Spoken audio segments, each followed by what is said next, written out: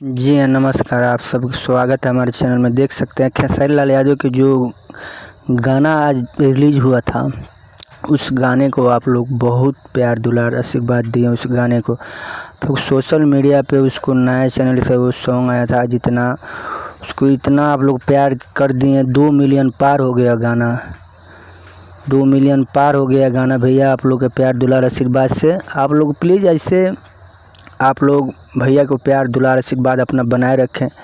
आप लोग देखिए, एक गाने को शूटिंग होने वाला है कंप्लीट। इस गाने को अभी शूटिंग चल रहा है। इस गाने को वायरल किया जाएगा 11 तारीख को, कल सुबह। आप लोग इस गाने को सुनिए और प्यार दुलार आशीर्वाद अपना बनाइए।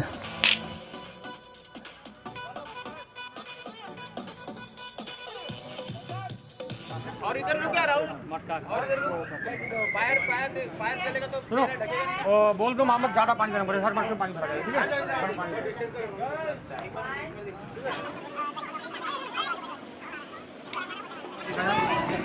आवाज नहीं आ रहा क्या?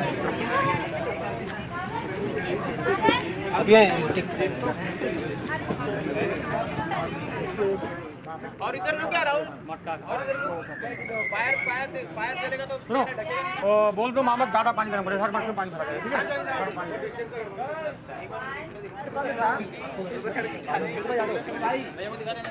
तेरे पास है आवाज नहीं आ रहा, शर्म नहीं आई नहीं, बस एक थोड़ा सा भी